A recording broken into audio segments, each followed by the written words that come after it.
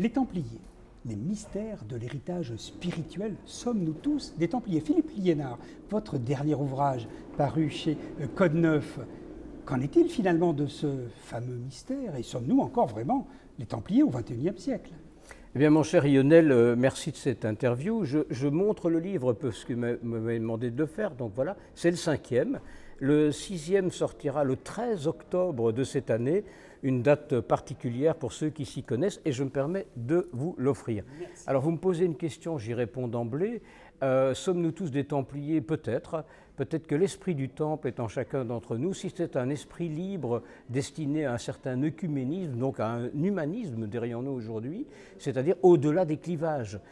Alors les Templiers, tout le monde connaît l'histoire, mais moi je raconte ça, je décline ça sur un certain nombre de volumes, avec une chance exceptionnelle, c'est que nous étions 7, nous ne sommes plus que 4, dont 2 italiennes et puis 2 francophones, à écrire des choses avec des accès aux archives du Vatican, aux accès à l'ordre du Christ, à l'ordre de Calatrava et à un certain nombre d'autres documents précieux. Alors aujourd'hui, les Templiers, évidemment, tout le monde sait que depuis 1312, depuis les 2 bulles, l'une qui s'appelle Vox in Excelso, l'autre qui s'appelle Ad Providam, il n'y a plus d'ordre du Temple.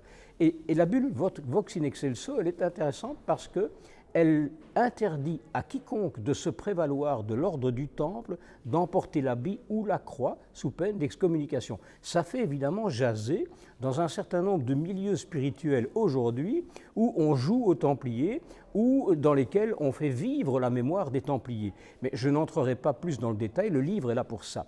Aujourd'hui, il y a un certain nombre de mouvances templières et puis un certain nombre de références au templarisme, notamment au sein de la franc-maçonnerie, tout rite confondu d'ailleurs, parce qu'on y trouve du templarisme au rite français, comme au rite écossais ancien accepté, comme dans d'autres rites dont on ne va pas faire l'énumération ici. Le but de ce livre, c'est de faire comprendre que l'ordre du Temple, dans son esprit, n'est pas mort. 700 ans après, on en parle toujours de ce choc traumatique qui a bouleversé l'Occident et qui n'a pas du tout été celui que l'histoire écrite par les vainqueurs a pu nous faire passer comme message.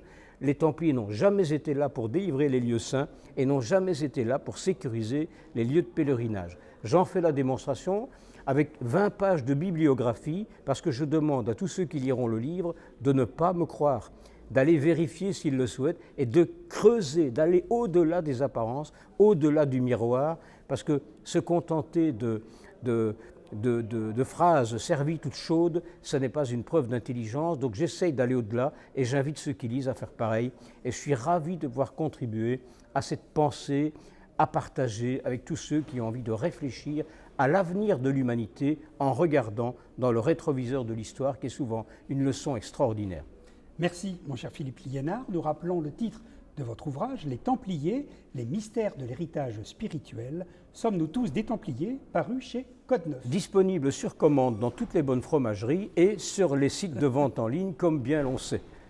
Merci Philippe. Merci Lionel.